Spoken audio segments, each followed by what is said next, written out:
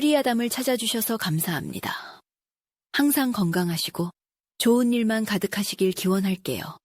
지금 구독하시고 바로 오늘 야담 들어보시죠. 그해 여름 평양성에는 까닭 모를 병이 돌기 시작했답니다. 역병처럼 사람이 죽어나가는 무서운 병은 아니었지만 마치 살아있는 모든 것들의 기운을 서서히 앗아가는 그런 기이하고도 끈질긴 병이었지요. 장터의 활기는 온데간데 없이 사라졌습니다. 흥정하는 소리 대신 상인들의 깊은 한숨소리가 가득했고 아이들의 웃음소리가 끊이지 않던 골목길은 쥐 죽은 듯 고요했습니다. 변화는 아주 사소한 곳에서부터 시작되었습니다. 대동강변에서 가장 술맛이 좋기로 소문난 주막의 막걸리가 하루아침에 씌어빠진 식초 맛으로 변해버렸습니다. 주모는 울며불며 장독을 바꾸고 누룩을 새로 띄워봤지만 소용없었지요. 평양 최고의 명물이었던 어물전의 은어들은 그물에 잡혀 올라오자마자 금세 배를 뒤집고 죽어나갔습니다. 가장 이상한 일은 성에서 가장 불의 기운이 왕성해야 할 대장간 거리에서 일어났습니다. 풀무지를 아무리 해대도 화덕의 불길은 힘없이 사그라들었고 쇠를 두드리는 대장장이들의 망치질 소리마저 맥이 빠져 있었습니다. 사람들의 얼굴에도 그늘이 지기 시작했습니다. 다들 잠을 자도 개운치가 않고 밥을 먹어도 기운이 나지 않는다고 하소연했지요. 아이들은 까닭없이 칭얼댔고 노인들은 원인 모를 무기력증에 시달리며 자리에 눕는 날이 많아졌습니다. 도시는 마치 오랜 가뭄에 시들어가는 거대한 나무처럼 생기를 잃고 서서히 말라가고 있었습니다. 이 모든 상황을 가장 속타는 심정으로 지켜보는 이는 바로 평양성의 최고 책임자인 윤 감사였습니다. 그는 청렴하고 강직한 성품으로 이름난 목민관이었지만 눈에 보이지 않는 이 기이한 병 앞에서 속수무책이었습니다. 용하다는 의원들을 모두 불러 모아 백성들의 건강을 살피게 했지만 모두들 고개만 저을 뿐이었습니다. 날이 백성들의 몸에는 아무런 이상이 없사옵니다. 이것은 마치 도시 전체가 병든 것과 같사옵니다. 윤 감사는 답답한 마음에 밤마다 잠을 이루지 못하고 동원에 홀로 앉아 시름에 잠겼습니다. 그는 법과 원칙에 따라 도시를 다스리는 데는 능했지만 이처럼 비과학적이고 설명할 수 없는 재앙 앞에서는 자신의 학문과 지식이 아무런 쓸모가 없다는 무력감에 휩싸였습니다. 그의 얼굴에도 평양성을 뒤덮은 그늘이 똑같이 짙게 내려앉아 있었답니다. 평양 감사에 관한 가장 깊숙한 곳, 높은 담장으로 둘러싸인 규방에는 감사의 외동딸인 윤소혜 아씨가 살고 있었습니다. 20해를 살아오는 동안 그녀의 세상은 그 담장 안이 전부였지요. 그녀는 다른 양반집 교수들처럼 술을 놓고 시를 읽으며 조신하게 살아가는 듯 보였습니다. 하지만 그녀의 맑고 깊은 눈동자 속에는 그 어떤 산에 못지않은 총명함과 세상을 향한 뜨거운 열망이 숨겨져 있었습니다. 소혜에게는 아무도 모르는 비밀이 하나 있었습니다.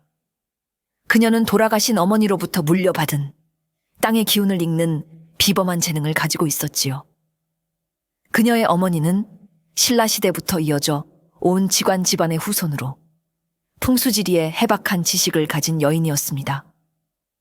어머니는 어린 소혜에게 글 대신 바람의 길을 읽는 법과 물의 흐름을 살피는 법, 그리고 땅의 마음을 느끼는 법을 가르쳐 주었습니다. 소혜야, 이 땅은 살아 숨쉬는 거대한 생명이란다. 우리는 그저 이 땅에 잠시 기대어 살아가는 존재일 뿐이니 늘 겸손하게 땅의 소리에 귀를 기울여야 한단다. 어머니가 돌아가신 후 소혜는 규방에 갇혀 지내면서도 어머니의 가르침을 잊지 않았습니다.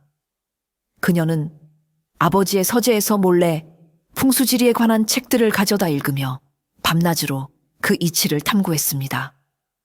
그녀에게 마당에 작은 돌멩이 하나, 나무 한 그루는 그냥 존재하는 것이 아니었습니다. 그 모든 것은 보이지 않는 기운의 흐름 속에서 서로 영향을 주고받는 거대한 우주의 일부였습니다. 평양성에 기이한 병이 돌기 시작했을 때 소혜는 단번에 그 원인이 땅에 있음을 직감했습니다. 그녀는 밤마다 자신의 방 창가에 서서 잠든 평양성 전체를 감싸고 흐르는 기운을 느꼈습니다. 그리고 마침내 문제의 근원을 찾아냈지요. 평양성으로 들어오는 거대한 생명의 기운, 즉 생기의 흐름이 어딘가에서 꽉 막혀 도시 전체가 서서히 질식해가고 있었던 것입니다. 이 도시가 신음하고 있어. 그녀는 창밖을 바라보며 나지막이 속삭였습니다. 그녀의 눈에는 다른 사람들이 보지 못하는 병든 도시의 모습이 보였습니다. 혈맥이 막혀 괴로워하는 거대한 생명체의 모습이. 소혜는 당장이라도 아버지에게 달려가 이 사실을 알리고 싶었습니다. 아버지, 이 모든 것은 땅의 병 때문입니다. 제가 그 막힌 혈맥을 짚어낼 수 있습니다. 하지만 그녀는 이내 고개를 저었습니다. 아버지는 눈에 보이지 않는 기운이나 풍수 같은 것을 미신이라 여기는 철저한 현실주의자였습니다. 더구나 아녀자의 말을 듣고 도시의 운명을 결정할 만큼 어리석은 분도 아니었지요. 그녀의 말은 그저 철없는 딸의 치기 어린 잠꼬대로 치부될 것이 뻔했습니다. 아무것도 할 수 없다는 무력감에 그녀는 답답한 가슴을 쳐야 했습니다. 며칠 밤낮을 고민하던 소혜는 마침내 대담한 결심을 내렸습니다. 아버지가, 그리고 세상이 자신의 말을 믿어주지 않는다면 스스로 세상 밖으로 나가 문제를 해결하는 수밖에 없다고. 여인이라는 굴레, 양반 아씨라는 신분이 자신의 발목을 잡는다면 그 굴레를 벗어던지면 되는 것이었습니다. 그녀의 유일한 비밀 공모자는 바로 어릴 적부터 그녀를 돌봐온 몸종 단이였습니다. 단이는 소혜의 비밀스러운 재능을 알고 있는 유일한 사람이자 그녀를 친언니처럼 따르는 충직한 아이였지요. 소혜는 자신의 계획을 단이에게 털어놓았습니다. 단이야, 내가 밤마다 관할을 빠져나가야겠다. 이 도시를 구하기 위해서. 단이는 기겁을 하며 아씨를 말렸습니다. 아씨, 제정신이십니까? 만약 감사 나리께 들키기라도 하면 걱정 말거라. 아무도 나를 알아보지 못하게 할 것이니 너의 도움이 필요하다. 소혜의 눈빛은 흔들림 없었습니다. 그날 밤부터 두 사람의 은밀한 작전이 시작되었습니다. 단이는 자신의 낡은 무명옷과 창고 구석에서 찾아낸 늙은 할머니의 옷가지를 소혜에게 가져다 주었습니다. 소혜는 답답한 비단 치마 대신 거친 무명옷으로 갈아입었습니다. 그리고 쌀가루와 꿀, 검댕을 섞어 얼굴에 깊은 주름을 그리고 검버섯을 찍어 넣었습니다. 마지막으로 허리를 구부정하게 굽히고 머리에 하얀 수건을 질끈 동여매자 거울 속에는 곱디고 온 양반집 아씨는 온데간데 없고 평생 약초를 캐며 험한 산을 누볐을 법한 깐깐하고 허름한 노파 한 명이 서 있었습니다. 이제부터 나는 이 땅의 모든 것을 관장한다는 전설 속 여신, 마고 할미다. 소혜가 쉰 목소리를 흉내내며 말했습니다. 그날 밤 소혜는 단이의 도움을 받아 아무도 모르게 관아의 가장 낮은 뒷담을 넘어 세상 밖으로 나갔습니다. 처음으로 제 발로 밟아보는 밤의 거리는 낯설고 두려웠지만 그녀의 마음은 해방감과 굳은 사명감으로 뜨거웠습니다. 그녀는 허리를 굽힌 채 한 손에는 지팡이를, 다른 한 손에는 어머니의 유품인 작은 윤도를 쥐고 신음하는 평양성의 구석구석을 살피기 시작했습니다. 병든 도시의 혈맥을 짚기 위한 아씨의 위험하고도 위대한 이중 생활이 막 시작된 것입니다.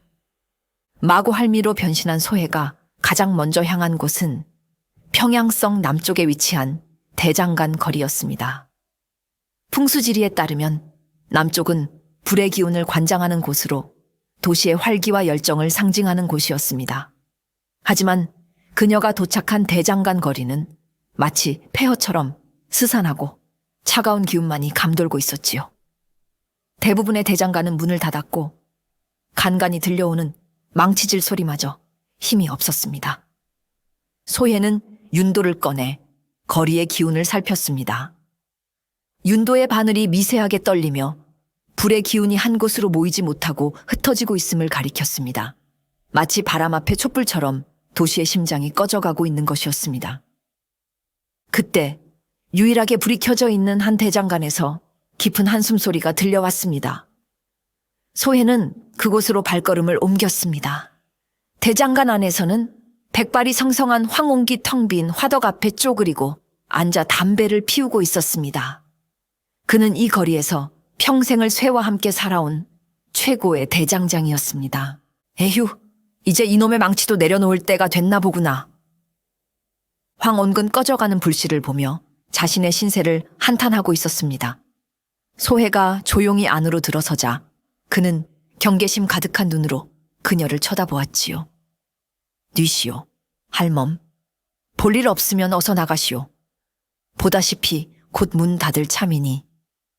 마고 할미는 그의 퉁명스러운 말투에 아랑곳하지 않고 화덕을 유심히 살피며 말했습니다. 불의 문제가 아니라 불을 품는 터의 문제요. 영감. 그녀의 엉뚱한 말에 황홍은 어이가 없다는 듯 헛웃음을 쳤습니다. 터 문제라니? 내가 이 자리에서 40년을 쇠를 두드렸소. 이제 와서 터 타령이라니 노망이라도 들었소? 40년 전의 땅과 지금의 땅이 같을 것 같소. 마고 할미는 날카롭게 받아쳤습니다. 영감의 기운이 쇠한 것이 아니라 이 땅의 불기운이 길을 잃고 헤매고 있단 말이오.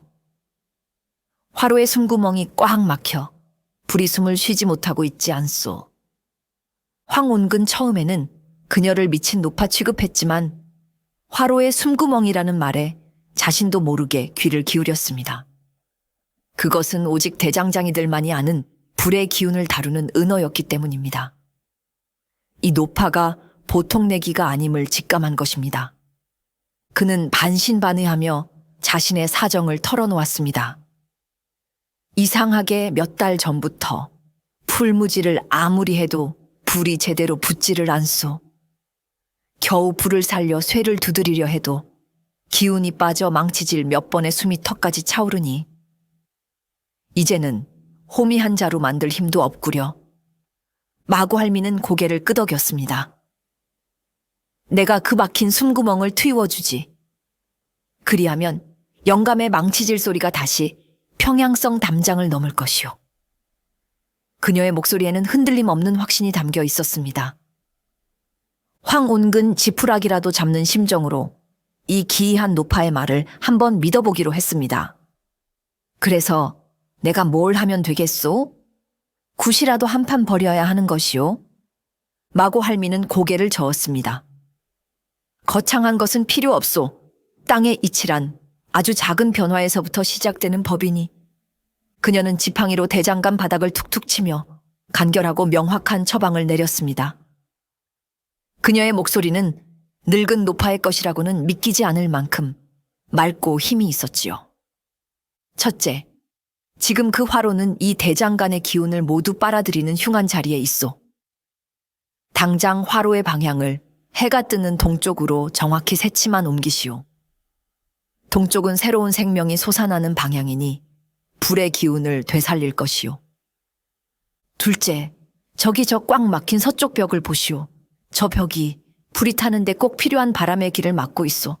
저 벽에 다른 건 필요 없고 딱 어른 손바닥만 한 작은 창을 하나 내시오. 그리하면 서쪽에서 불어오는 서늘한 바람이 화로의 뜨거운 기운과 만나 스스로 불길을 키우는 바람 길이 열릴 것이오. 마지막으로 대장간 문 앞에 늘 놓아두는 저 소금 단지를 치우시오. 소금은 물의 기운을 품고 있으니 불의 기운과는 상극이오. 대장간의 기운을 억누르는 주범이 바로 저놈이란 말이오. 화로를 새치 옮기고 작은 창을 내고 소금 단지를 치우라. 황홍의 귀에는 너무나도 사소하고 하찮게 들리는 처방이었습니다. 하지만 노파의 확신에 찬 눈빛과 조리 있는 설명에 그는 자신도 모르게 고개를 끄덕였습니다. 믿져야 본전 아니겠는가. 그 말을 끝으로 마고 할미는 닷새 뒤에 다시 오겠소 라는 말만 남기고 홀연히 사라졌습니다. 다음 날부터 황온근 반신반의하며 노파의 말대로 대장간을 뜯어 고치기 시작했습니다. 무거운 화로를 혼자 끙끙대며 동쪽으로 새치 옮기고 흙벽을 뚫어 작은 창을 냈으며 늘 그 자리에 있던 소금단지를 창고 깊숙이 치워버렸습니다. 그리고 닷새째 되던 날 아침이었습니다. 황온근 마지막 희망을 걸고 화덕에 불을 지폈습니다. 그러자 놀라운 일이 벌어졌습니다. 예전에는 풀무지를 한참 해야 겨우 살아나던 불씨가 성냥 하나를 던져 넣자마자 순식간에 활활 타오르기 시작한 것입니다. 그리고 서쪽 벽의 작은 창문으로 시원한 바람이 솔솔 불어 들어오자 불길은 마치 용이 솟구치듯 거대한 불기둥이 되어 천장을 향해 맹렬하게 타올랐습니다. 오! 황온근 그 엄청난 불길 앞에서 자신도 모르게 탄성을 내뱉었습니다. 그는 시뻘겋게 달아오른 쇠를 꺼내 모루 위에 올려놓고 망치를 휘둘렀습니다. 쾅! 쾅! 쾅! 신기하게도 며칠 전까지만 해도 천근망은 무겁던 망치가 깃털처럼 가볍게 느껴졌습니다. 그의 몸에 다시 예전의 기운이 솟아나고 있었습니다. 그날 그의 망치질 소리는 새벽부터 밤늦게까지 멈추지 않았고 그 소리는 정말로 평양성 담장을 넘어 멀리까지 울려 퍼졌습니다. 황옹의 대장간에서 다시 힘찬 망치질 소리가 울려 퍼지기 시작하자 대장간 거리의 다른 장인들이 가장 먼저 술렁이기 시작했습니다.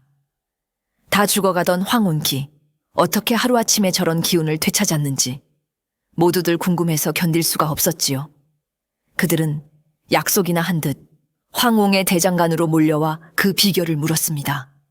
황옹은 처음에는 입을 꾹 다물고 있었습니다. 하지만 동료들의 간절한 청에 마침내 며칠 전 찾아왔던 기이한 노파에 대한 이야기를 털어놓았지요. 웬 약초꾼 할미가 나타나서는 터가 문제라며 몇 가지를 고치라고 하더군.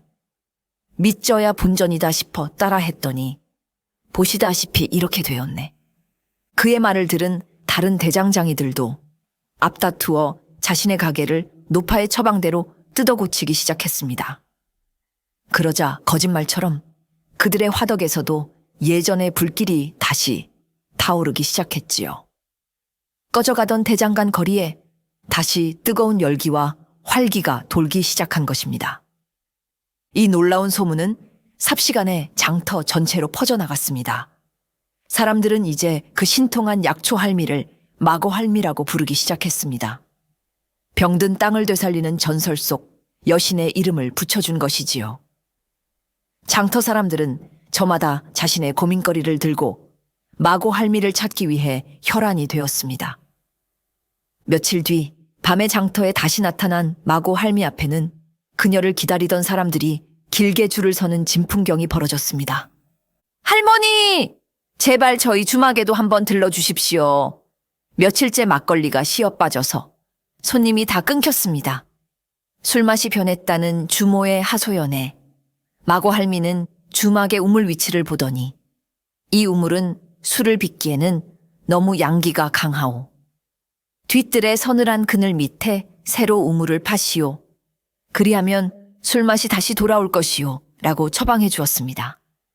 할머니, 저희 포목점은 어찌 된 일인지 손님들이 비단을 구경만 하고는 그냥 나가버립니다. 손님이 끊긴 포목점 주인에게는 비단은 물의 기운을 품고 있는 법인데 가게의 가장 건조한 남쪽에 쌓아두었으니 그 빛이 바래는 것이오. 서늘한 북쪽 벽으로 옮겨 진열하시오. 라고 일러주었습니다. 마고 할미의 처방은 언제나처럼 단순하고 명쾌했습니다. 그리고 그 효과는 실로 놀라웠습니다. 주막의 술맛은 다시 예전처럼 달고 시원해졌고 포목점의 비단은 윤기가 흘러 날개 돋친 듯 팔려나갔습니다. 그녀가 지나가는 곳마다 시들어 있던 가게들이 하나둘씩 생기를 되찾았습니다. 마고 할미는 순식간에 평양 장터에서 가장 신뢰받는 신비한 해결사로 떠올랐습니다. 사람들은 그녀를 살아있는 복의 신처럼 떠받들기 시작했지요. 마고 할미에 대한 칭송이 장터에 자자해질수록 그 소문을 못마땅하게 여기는 사람도 있었습니다. 바로 평양 관아의 젊은 포교 강민호였습니다.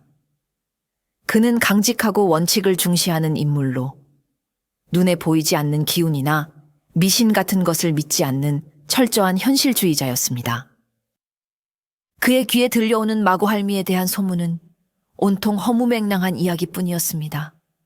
우물 위치를 바꿨더니 술맛이 좋아졌다더라. 화로 방향을 틀었더니 병이 나았다더라. 민호의 생각에 그것은 모두 우연의 일치이거나 사람들이 어리석어 속아 넘어간 것에 불과했습니다. 수상한 노파 하나가 나타나 그럴듯한 말로 민심을 현혹하고 있구나. 이것은 필시 순진한 백성들의 돈을 뜯어내려는 교활한 사기꾼의 짓이다. 그냥 두었다가는 더 큰 혼란이 일어날지도 모른다. 민호는 마고 할미를 혹세무민하는 요물로 규정하고 자신의 손으로 직접 그 정체를 밝혀내기로 결심했습니다. 그는 그날 밤부터 마고 할미가 나타난다는 장터 주막 근처에 몸을 숨기고 잠복하기 시작했습니다. 며칠간의 잠복 끝에 그는 마침내 문제의 마고 할미를 발견할 수 있었습니다. 허리가 구부정하고 얼굴에는 주름이 가득한 영락없는 총우석 늙은이의 모습이었습니다. 하지만 민호의 예리한 눈은 그녀의 움직임이 보통 노인과는 다르다는 것을 포착했습니다. 지팡이를 짚고는 있었지만 그녀의 발걸음은 의외로 가볍고 빨랐으며 어두운 밤길을 살피는 눈초리는 젊은이처럼 형형하게 빛나고 있었습니다. 역시 무언가 있어. 민호는 그날부터 본격적으로 마고 할미의 뒤를 밟기 시작했습니다. 그는 마고 할미가 밤마다 평양성 구석구석을 돌아다니며 마치 의원이 환자를 진찰하듯 땅의 상태를 살피는 것을 보았습니다. 그녀는 때로는 멈춰 서서 손으로 흙을 만져보기도 하고 귀를 땅에 대고 무언가 소리를 듣는 듯한 기이한 행동을 하기도 했습니다. 민호의 눈에 그녀의 모든 행동은 그저 사람들을 속이기 위한 연극처럼 보였습니다. 그는 마고 할미가 사람들에게 돈을 받거나 그들을 선동하여 불온한 짓을 꾸미는 결정적인 증거를 잡기 위해 그림자처럼 그녀의 뒤를 끈질기게 추적했습니다. 하지만 어찌 된 일인지 마고 할미는 결코 사람들에게 돈을 요구하지 않았고 오히려 작은 도움에 감사하며 소박한 음식을 얻어먹을 뿐이었습니다. 민호의 의심은 점점 더 깊어만 갔습니다. 저 노파의 진짜 목적은 무엇일까? 그는 반드시 저 가면 뒤에 숨겨진 진실을 파헤쳐 법의 심판을 받게 하리라 굳게 다짐했습니다. 원칙주의자 포교와 정체를 숨긴 지혜로운 아씨의 보이지 않는 추격전은 그렇게 팽팽한 긴장감 속에서 시작되고 있었습니다. 강민호의 끈질긴 추적에도 불구하고 마고 할미는 조금도 당황하는 기색이 없었습니다. 오히려 그녀는 자신을 뒤쫓는 젊은 포교의 존재를 즐기는 듯했지요. 소에는 이미 오래전부터 자신을 의심의 눈초리로 지켜보는 그림자가 있다는 것을 눈치채고 있었습니다. 땅의 기운뿐만 아니라 사람의 기운을 읽는데도 능했던 그녀에게 민호의 서툴고 뻣뻣한 미행은 어린아이의 숨바꼭질처럼 훤히 보였습니다. 어느 날 밤, 소해는 이 성가신 추격자에게 작은 교훈을 주기로 마음먹었습니다. 그녀는 일부러 인적이 드문 낡은 기와집들이 늘어선 좁은 골목길로 민호를 유인했습니다. 골목길은 달빛조차 제대로 들지 않아 칠흑같이 어두웠지요. 민호는 드디어 마고 할미를 막다른 곳에 몰아넣었다고 생각하고 회심의 미소를 지으며 그녀의 앞을 가로막았습니다. 멈추시오. 노파, 더는 갈 곳이 없소. 그는 허리춤에 칼을 빼들 기세로 위엄있게 소리쳤습니다. 요망한 노파, 밤마다 돌아다니며 민심을 어지럽히는 이유가 무엇이냐? 당장 내 놈의 정체를 밝히지 못할까? 하지만 마고 할미는 조금도 놀라지 않았습니다. 그녀는 태연하게 지팡이로 바닥을 한번 툭 치더니 쉰 목소리로 말했지요. 어허 젊은 포교나리, 그리 서슬 퍼렇게 나오실 필요는 없소. 그러다 다치시기라도 하면 큰일 아니오. 뭐 내년이 감히 나를 협박하는 것이냐. 민호는 어이가 없었습니다. 마고 할미는 피식 웃으며 고개를 들어 바로 그의 머리 위를 쳐다보았습니다. 협박이 아니라 걱정이요. 포교나리. 당장 세 걸음만 뒤로 물러나시오. 곧 머리 위로 낡은 기왓장이 떨어질 터이니 말이오. 땅의 기운이 그리 말해주고 있소이다. 그녀의 말은 너무나도 황당하고 뜬구름 잡는 소리였습니다. 민호는 그녀가 궁지에 몰리자 헛소리로 위기를 모면하려는 것이라 생각하고 비웃었습니다. 그런 유치한 속임수에 넘어갈 내가 아니다. 꼼짝 말고 거기 서서. 민호의 말이 채 끝나기도 전이었습니다.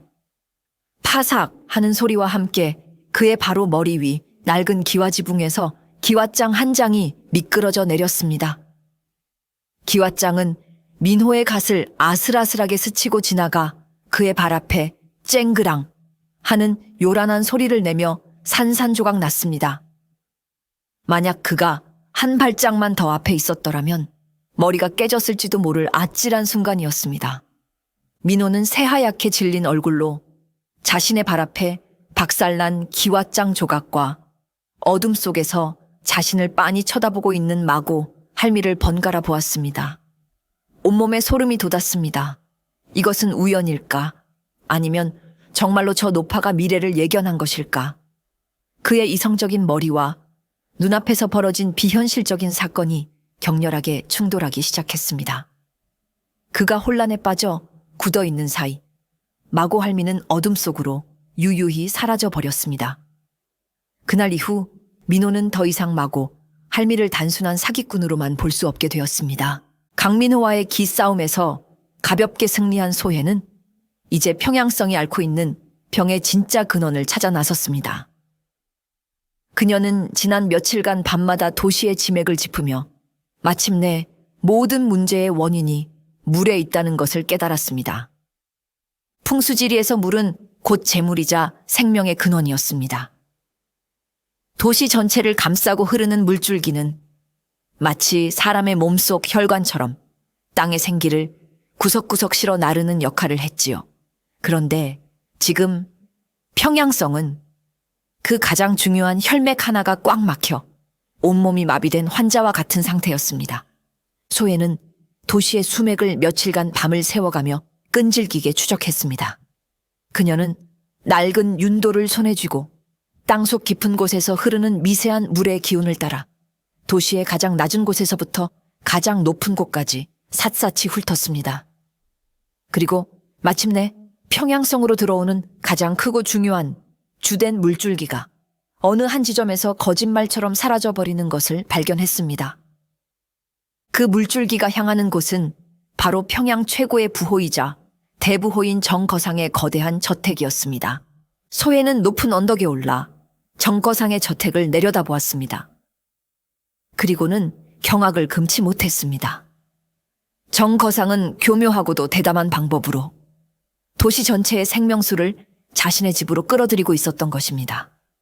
그는 자신의 저택을 지을 때 평양성으로 들어오는 주된 수맥 바로 위에 터를 잡았습니다. 그리고는 저택 지하의 거대한 인공수로를 파서 도시로 흘러가야 할 물줄기를 모두 자신의 정원으로 돌려놓았던 것입니다.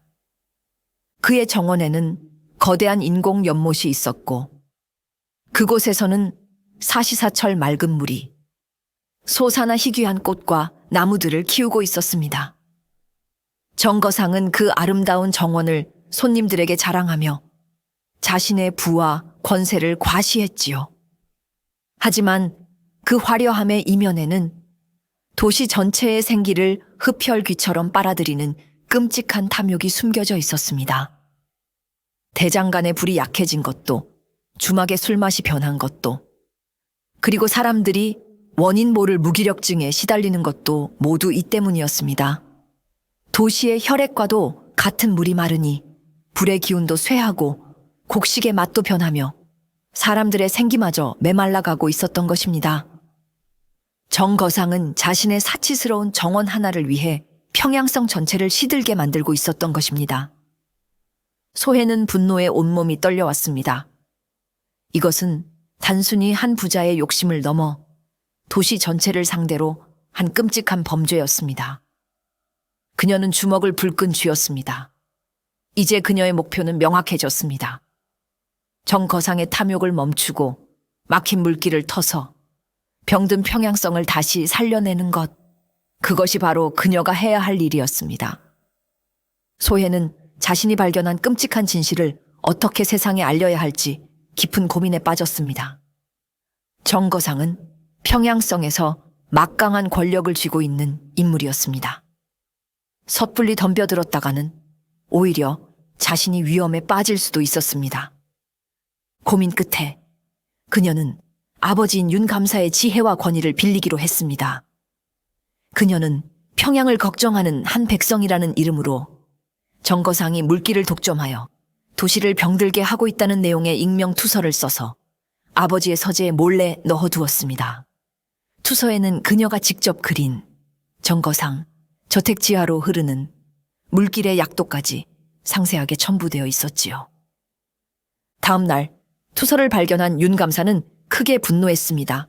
그는 즉시 허 이방을 시켜 투서의 내용이 사실인지 비밀리에 조사하게 했습니다.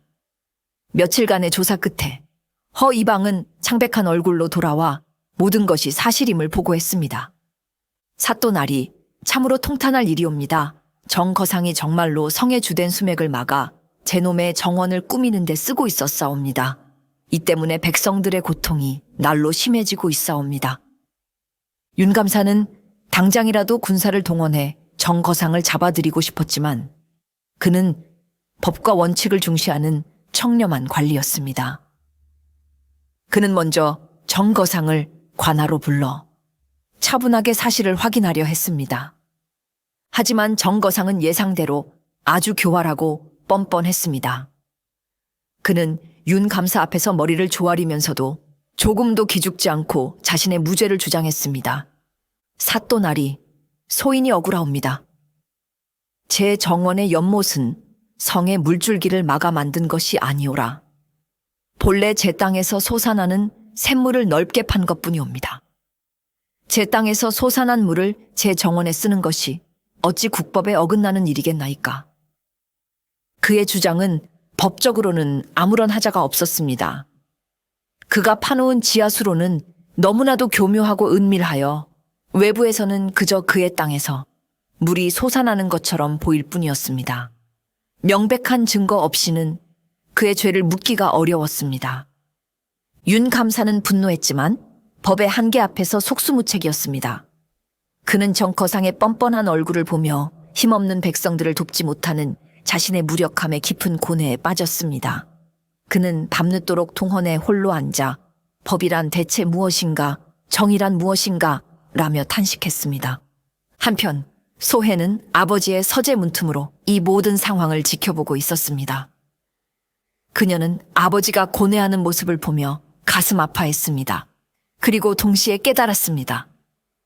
때로는 굳게 닫힌 법의 문을 여는 것은 딱딱한 법전이 아니라 사람의 마음을 움직이는 지혜와 하늘의 이치를 따르는 용기라는 것을.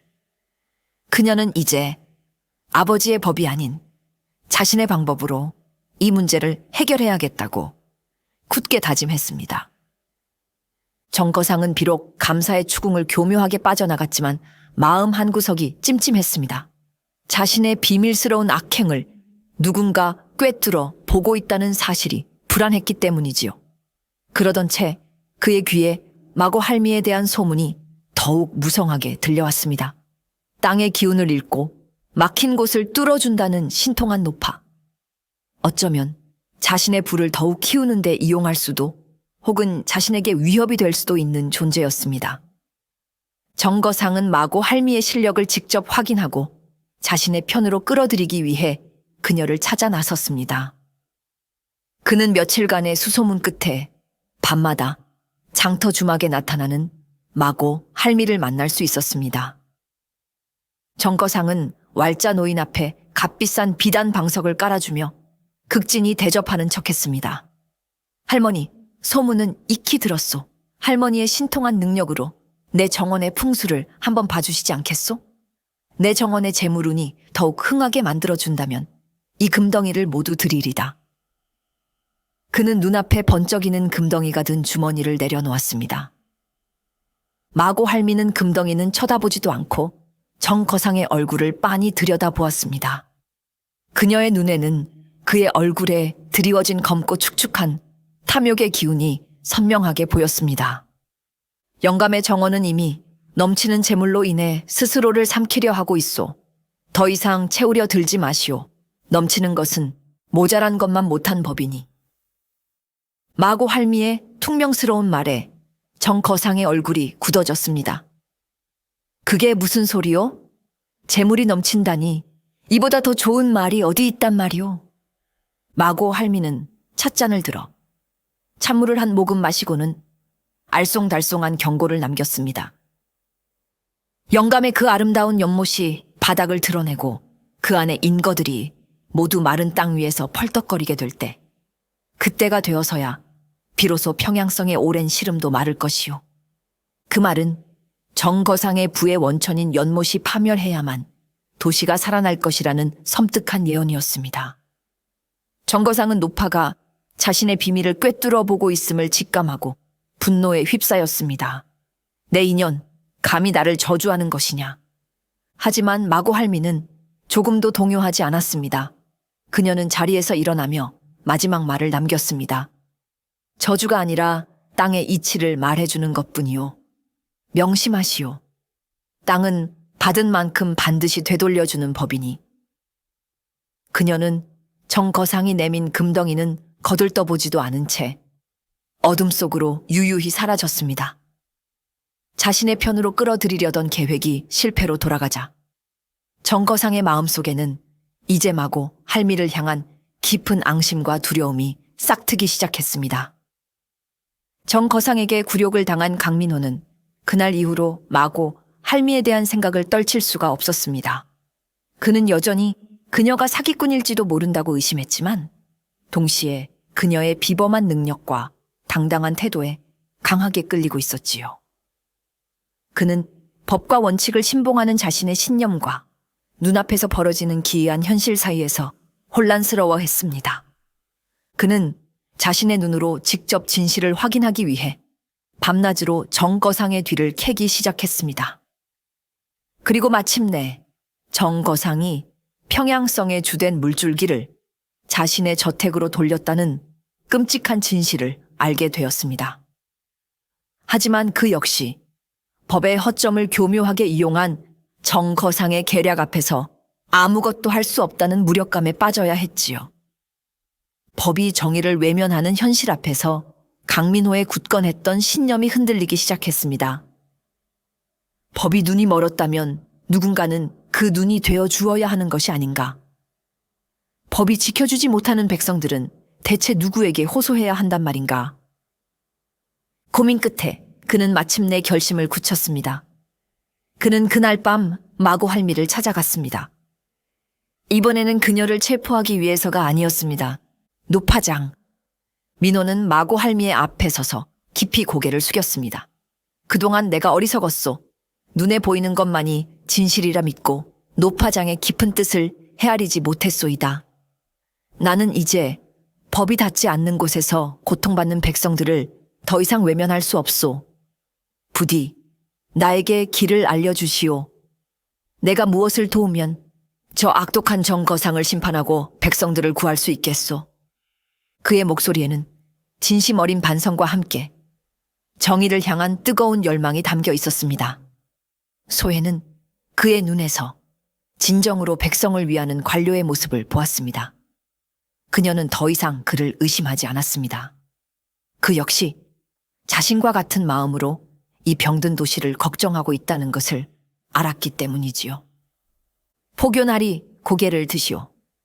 마고 할미는 그의 어깨를 잡고 일으켜 세웠습니다. 나 역시 나리의 그 강직한 마음이 필요했소. 혼자서는 이 거대한 악을 상대하기 벅찼으니 말이오. 그날 밤 아씨와 포교는 신분과 나이를 뛰어넘어 같은 뜻을 품은 동지이자 조력자가 되었습니다. 소혜의 지혜와 민호의 행동력이 결합된다면 그 어떤 거대한 악이라도 무너뜨릴 수 있을 것 같았습니다. 두 사람의 만남은 꺼져가던 평양성에 새로운 희망의 불씨를 지피는 계기가 되었습니다. 든든한 조력자를 얻은 소혜는 마침내 자신이 오랫동안 구상해온 거대한 계획을 강민회에게 털어놓았습니다. 그것은 칼이나 법으로 정거상을 심판하는 것이 아니었습니다. 바로 거스를 수 없는 자연의 이치를 이용하여 그가 스스로 무너지게 만드는 무서운 계획이었지요. 정거상은 땅의 힘을 훔쳐 자신의 배를 불렸으니 마땅히 땅의 힘으로 심판받아야 합니다. 소혜의 목소리는 낮았지만 그 안에는 서늘한 결의가 담겨 있었습니다. 그녀는 민호와 함께 밤마다 평양성 주변의 지세를 살피기 시작했습니다.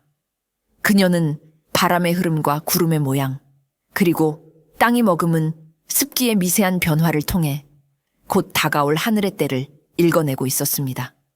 며칠간의 관찰 끝에 그녀는 마침내 확신에 찬 목소리로 민호에게 말했습니다. 닷새 뒤 평양에 10년 만에 큰 장마가 시작될 것입니다. 사흘 밤낮으로 하늘의 구멍이라도 뚫린 듯 엄청난 비가 쏟아질 것입니다. 민호는 그녀의 말을 믿을 수 없었습니다. 며칠째 하늘은 구름 한 점 없이 맑기만 했기 때문입니다. 노파장, 그 말을 어찌 확신하시는 것이오? 나는 바람의 소리를 듣고 땅의 숨소리를 느끼오. 자연은 결코 거짓을 말하지 않소이다.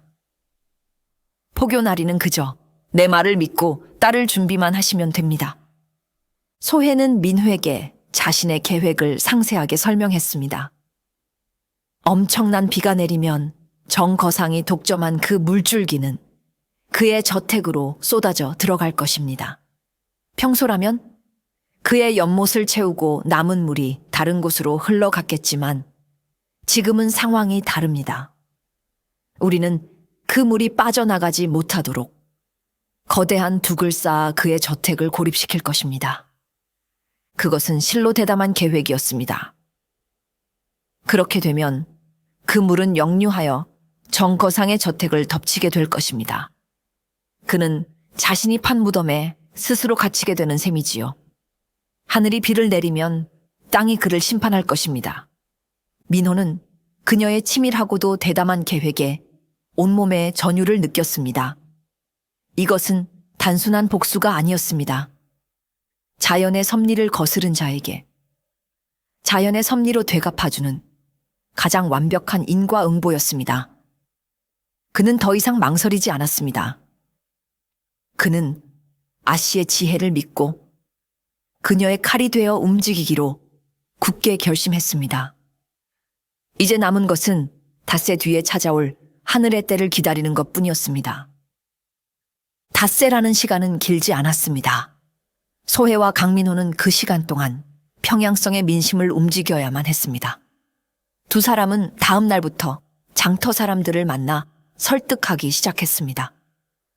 가장 먼저 찾아간 곳은 황옹의 대장간이었습니다. 마고 할미의 도움으로 다시 기운을 차린 황온근, 그녀의 말을 굳게 믿고 있었습니다. 할멈, 내가 뭘 도우면 되겠는가? 닷새 뒤에 큰 비가 내릴 것이오. 그때 정거상의 탐욕을 심판해야 하오. 우리와 함께할 사람들을 모아주시오. 황옹은 두 팔을 걷어붙이고 나섰습니다. 그는 대장장이들을 비롯하여 마고 할미에게 도움을 받았던 모든 상인들을 불러 모았습니다. 주막주모, 포목점 주인, 그리고 억순네까지. 그들은 모두 마고 할미의 은혜를 입은 자들이었기에 기꺼이 그녀의 뜻에 따르기로 했습니다. 강민호 역시 관아의 포교라는 신분을 이용하여 사람들을 설득했습니다. 그는 처음에는 마고 할미의 예언을 믿지 않고 비웃던 사람들에게 정거상의 악행과 그가 물기를 독점했다는 증거를 보여주었습니다. 그리고 이렇게 경고했지요. 만약 큰 비가 내린다면 정거상의 집으로 흘러간 물은 갈 곳을 잃고 역류하여 바로 여러분의 가게와 집을 덮칠 것입니다. 살고 싶다면 우리 손으로 우리의 삶터를 지켜야 합니다. 처음에는 반신반의하던 사람들도 강직한 포교인 강민호의 진심 어린 호소와 황옹을 비롯한 신뢰받는 상인들의 증언에 점차 마음을 움직이기 시작했습니다. 무엇보다 그들은 정거상에게 오랫동안 억압받아온 울분이 있었습니다. 마침내 장마가 시작되기 이틀 전 수백 명의 장터 사람들이 자발적으로 삽과 지게를 들고 정거상의 저택 주변으로 모여들었습니다. 그들은 소해가 미리 표시해둔 지점을 따라 밤낮을 가리지 않고 둑을 쌓기 시작했습니다. 그것은 관아의 명령에 의한 강제 노역이 아니었습니다. 자신들의 생존을 위해 그리고 빼앗긴 정의를 되찾기 위해 백성들 스스로가 일어선 것입니다. 정거상은 자신의 집 주변에 둑이 쌓이는 것을 보고 비웃었습니다. 저 어리석은 것들, 감히 내 물길을 막으려 들어? 어디 해볼 테면 해보아라. 그는 마고 할미의 예언을 그저 늙은 노파의 저주쯤으로 여기고 코웃음 칠 뿐이었습니다. 백성들의 땀과 눈물, 그리고 분노가 한데 뭉쳐 거대한 흙둑이 되어 정거상의 저택을 서서히 포위해 가고 있었습니다. 그리고 마침내 소해가 예언했던 5째 날이 되었습니다. 아침부터 하늘은 잔뜩 찌푸려 있었고 후덥지근한 바람이 불어왔지요. 정고가 지나자 하늘에 구멍이라도 뚫린 듯 10년 만에 기록적인 폭우가 쏟아지기 시작했습니다. 쏴! 장대 같은 빗줄기는 온 세상을 집어삼킬 듯 맹렬하게 대지를 때렸습니다. 평양성의 거리는 순식간에 흙탕물로 변했고 사람들은 두려움에 떨며 집 안으로 몸을 숨겼습니다. 모두가 공포에 떨고 있을 때 오직 한 사람, 정거상만이 자신의 저택 누각에 앉아 유유히 술잔을 기울이고 있었습니다. 그는 창밖으로 쏟아지는 폭우를 보며 껄껄 웃었지요. 하하하, 비가 많이 올수록 내 정원의 연못은 더욱 풍성해지겠구나. 저 어리석은 것들이 쌓은 흙둑 따위가 이 하늘의 물을 막을 수 있을 것 같으냐. 하지만 그의 오만한 웃음은 그리 오래가지 못했습니다. 쏟아진 빗물은 모두 그가 만들어 놓은 물길을 따라 그의 저택 정원으로 미친 듯이 쏟아져 들어왔습니다. 처음에는 그의 아름다운 연못을 가득 채우는 듯 했지만 비의 양은 상상을 초월했습니다.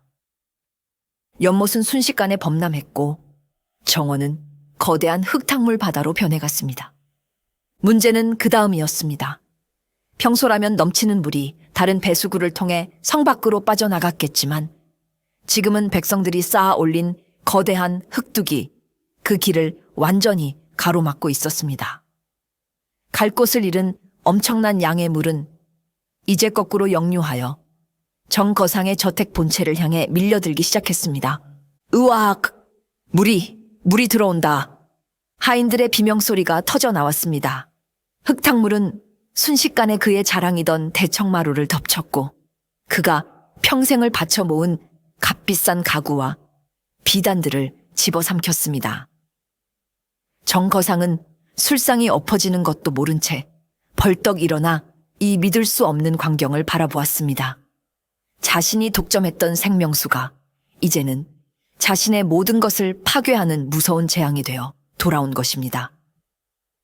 그의 아름다운 정원은 거대한 흙탕물 지옥으로 변했고 그의 화려했던 저택은 물에 잠겨 아수라장이 되었습니다.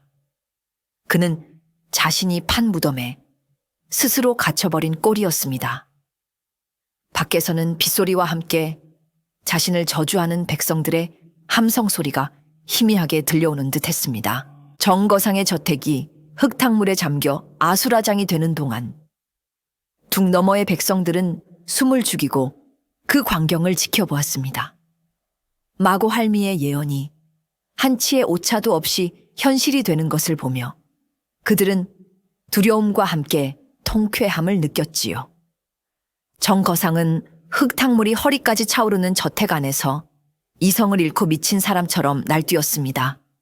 안 돼, 내 재산, 내 평생을 바쳐 모은 내 보물들이.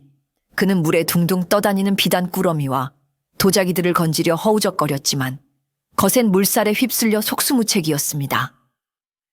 그 순간 그의 머릿속에 이 모든 재앙의 원흉이 떠올랐습니다. 마고 할미, 그 요망한 노파 때문이다. 그리고 저 둑을 쌓은 저것들 때문이다. 분노에 눈이 뒤집힌 정거상은 하인들을 이끌고 밖으로 뛰쳐나왔습니다. 그는 쏟아지는 비를 맞으며 백성들이 쌓아 올린 둑을 향해 달려갔습니다. 이 둑만 없애면 살 수 있다. 어서 저 둑을 허물어라. 그는 직접 삽을 들고 미친 듯이 둑을 파헤치기 시작했습니다.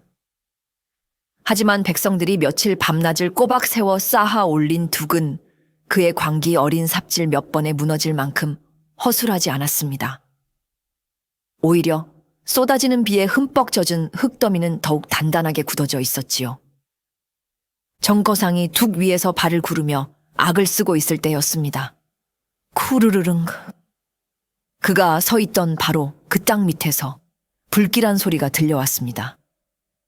며칠간의 폭우와 역류한 물의 압력에 약해질 대로 약해진 집안이 마침내 그 무게를 견디지 못하고 무너져 내리기 시작한 것입니다.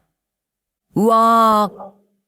정거상은 비명 한 번 제대로 지르지 못하고 자신이 서 있던 땅과 함께 아래로 푹 꺼져 버렸습니다. 그가 떨어진 곳은 바로 자신이 만든 거대한 흙탕물 웅덩이였습니다. 그는 자신이 판 무덤에 스스로 빠져버린 꼴이었습니다. 그는 흙탕물 속에서 살기 위해 필사적으로 허우적거렸습니다. 살려다오. 나 좀 꺼내다오. 하지만 둑 위에 서 있던 백성들은 누구 하나 그에게 손을 내밀지 않았습니다. 그들은 그저 차가운 눈으로 자신들의 고혈을 빨아먹던 탐욕스러운 거머리가 흙탕물 속에서 발버둥 치는 모습을 묵묵히 지켜볼 뿐이었습니다. 그것이야말로 그가 받아야 할 가장 마땅한 땅의 심판이었습니다. 비가 그치고 흙탕물에 빠졌던 정거상은 목숨은 건졌지만 그의 모든 것을 잃었습니다. 재산은 물에 잠겨 못쓰게 되었고 그의 권위는 땅에 떨어졌으며 무엇보다 백성들의 신뢰를 완전히 잃어버렸지요. 며칠 뒤 그는 백성들의 원성을 견디지 못하고 밤을 틈타 야반도주하듯 평양성을 떠나고 말았습니다. 도시를 병들게 하던 거대한 악이 사라지자 평양성에는 다시 활기가 돌기 시작했습니다. 이 모든 기적의 중심에 신비한 마고 할미가 있었다는 것을 모르는 사람은 아무도 없었지요. 사람들은 그녀를 찾기 위해 장터를 헤맸지만 그녀는 그날 이후로 다시는 모습을 드러내지 않았습니다. 한편 윤 감사는 딸 소혜의 방을 찾아갔습니다. 그는 딸의 책상 위에 놓인 낡은 풍수지리서와 평양성의 지도가 그려진 종이를 보고 모든 것을 깨달았습니다. 그동안 도시를 구한 지혜로운 마고 할미가 바로 자신의 철없는 딸이었다는 사실을 말입니다. 그는 딸의 어깨를 조용히 감싸 안았습니다. 소혜야, 이 아비가 어리석었다. 나는 법전의 글자만 보았지. 네가 보았던 땅과 사람의 마음을 보지 못했구나. 네가 이 아비보다 그리고 이 평양성의 그 어떤 사내보다도 훌륭하다. 그의 목소리에는 깊은 반성과 함께 딸에 대한 자랑스러움이 가득했습니다. 그는 딸의 모든 행동을 용서하고 그녀를 자신의 가장 현명한 조언자로 삼기로 했습니다. 그날 저녁 소혜는 강민호를 자신의 규방으로 조용히 불렀습니다. 그녀는 더 이상 허리 굽은 노파가 아닌 맑고 총명한 아씨의 모습으로 그를 맞았지요. 포교나리, 그동안 고생 많으셨습니다. 제가 바로 나리께서 그토록 쫓으시던 요망한 노파입니다. 강민호는 자신의 눈앞에 서 있는 아름다운 아씨와 자신이 존경하고 연모하게 된 지혜로운 노파의 모습이 겹쳐 보이는 것에 한동안 말을 잇지 못했습니다. 그는 놀라움과 당혹감, 그리고 기쁨이 뒤섞인 복잡한 감정에 휩싸였지요. 하지만 이내 그는 그녀의 깊은 뜻을 이해하고 따뜻한 미소를 지었습니다. 아씨의 지혜에 소인이 완전히 감복하였나이다. 두 사람의 눈빛 속에는 신뢰를 넘어선 따뜻한 애정이 피어오르고 있었습니다. 탐욕의 근원이었던 정거상이 사라지고 그가 막았던 물길이 제자리를 찾자 평양성에는 놀라운 변화가 일어나기 시작했습니다. 마치 오랜 가뭄 끝에 단비가 내린 것처럼 도시 전체에 다시 생기가 돌기 시작한 것입니다. 강민호와 마을 사람들은 힘을 합쳐 정거상이 어지럽혀 놓았던 물길을 바로잡는 대대적인 공사를 벌였습니다. 그들은 더 이상 정거상의 정원으로만 향하던 물줄기를 도시 곳곳의 논과 밭, 그리고 장터의 모든 가게로 골고루 흐르도록 새로운 수로를 팠습니다. 생명수가 다시 흐르자 가장 먼저 반응한 것은 땅이었습니다. 메말랐던 논밭은 다시 촉촉한 생기를 되찾았고 시들었던 곡식과 채소들은 파릇파릇한 새싹을 틔우기 시작했습니다.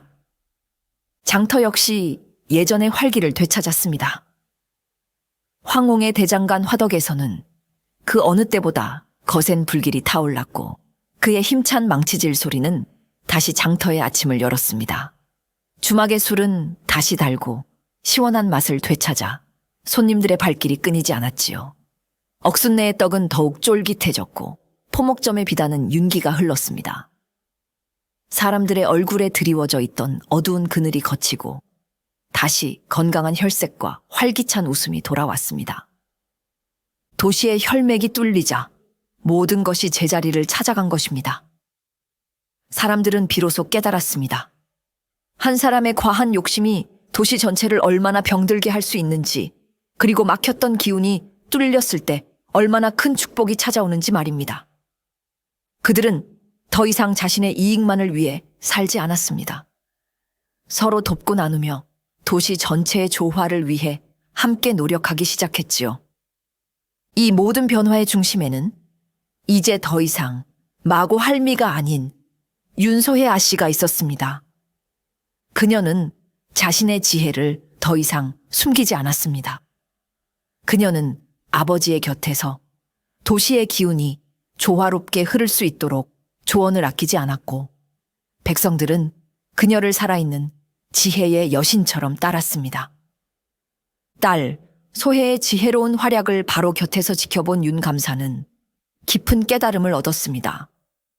그는 평생을 청렴하고 강직한 관리로 살아왔지만 법과 원칙이라는 틀에 갇혀 그 너머에 있는 더 큰 진실을 보지 못했다는 것을 말입니다. 그는 딸을 통해 배웠습니다. 진정한 목민관의 도리는 단순히 법전을 외우고 죄인을 벌하는 것에만 있는 것이 아니라 백성들의 삶 속으로 직접 들어가 그들의 아픔을 느끼고 그들이 발 딛고 선 땅의 소리에 귀를 기울이는 것에 있다는 것을. 윤 감사는 변했습니다. 그는 더 이상 높은 동헌에 앉아있기만 하는 권위적인 사또가 아니었습니다. 그는 소혜와 함께 평복 차림으로 평양성 구석구석을 누비며 백성들의 목소리를 직접 들었습니다. 그는 소혜의 풍수지리적 지혜를 행정에 적극적으로 반영하기 시작했지요. 예를 들어 새로운 시장을 열 때는 재물의 기운이 가장 왕성하게 모이는 곳에 터를 잡았습니다. 새로운 다리를 놓을 때는 물의 흐름을 거스르지 않고 조화를 이루는 곳을 택했지요. 병든 자들을 위한 약재의 창고는 서늘하고 건조한 치유의 기운이 깃든 곳에 지었습니다. 그의 행정은 딱딱한 법 조항이 아닌 자연의 이치와 사람의 마음을 헤아리는 살아있는 지혜가 되었습니다. 그러자 놀랍게도 골치 아팠던 송사들은 저절로 줄어들었고 백성들의 삶은 날이 갈수록 풍요롭고 평화로워졌습니다. 소혜는 아버지의 가장 훌륭한 조언자였습니다. 그녀는 자신의 지식을 뽐내는 대신 늘 아버지의 결정이 땅과 사람의 조화를 이루는 방향으로 나아가도록 겸손하게 도왔습니다. 사람들은 이제 윤 감사를 법을 다스리는 사또가 아닌 평양의 기운을 다스리는 사또라 부르며 존경했습니다. 아버지는 딸에게서, 딸은 아버지에게서 배우며 두 사람은 평양성을 백성과 자연이 조화롭게 살아가는 이 땅에서 가장 살기 좋은 곳으로 만들어갔습니다. 소혜의 지혜와 어진 마음은 평양성 전체에 알려졌습니다. 그녀는 더 이상 규방에 갇힌 양반집 아씨가 아니었습니다. 그녀는 아버지의 곁에서 때로는 동생처럼, 때로는 스승처럼 평양의 정사를 돌보는 현명한 조언자이자 백성들의 존경과 사랑을 한 몸에 받는 땅의 마음을 읽는 아씨가 되었습니다. 그녀는 더 이상 마고 할미로 변장할 필요가 없었지요. 사람들은 이제 그녀의 진짜 모습을 사랑하고 신뢰했습니다. 그녀의 곁에는 언제나 강직한 포교, 강민호가 함께했습니다. 두 사람은 자연스럽게 서로의 마음을 확인하고 온 백성의 축복 속에서 아름다운 사랑의 결실을 맺었습니다. 강직한 원칙주의자였던 강민호는 소혜를 통해 법 너머에 있는 더 큰 정의와 지혜를 배우게 되었습니다.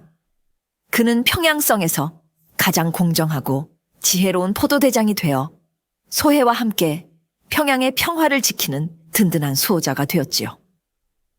그렇게 한 아씨의 용기 있는 이중생활로 시작된 이야기는 도시 전체를 구원하는 거대한 서사로 마무리되었습니다. 그녀는 닫힌 규방의 문을 스스로 열고 나와 자신의 재능으로 세상을 이롭게 했습니다. 그녀의 이야기는 여인은 마땅히 집안에 머물러야 한다는 낡은 편견을 깨뜨리는 새로운 시대의 상징이 되었습니다. 세월이 흘러 평양에는 땅의 마음을 읽는 아씨의 이야기가 전설처럼 전해졌습니다. 사람들은 도시가 힘들고 어려울 때마다 그녀를 떠올리며 지혜와 용기를 얻었다고 합니다. 그녀는 높은 곳에서 군림하는 대신 가장 낮은 땅의 소리를 듣고 사람의 마음을 헤아렸던 평양의 영원한 수호자로 오래오래 기억되었다고 합니다.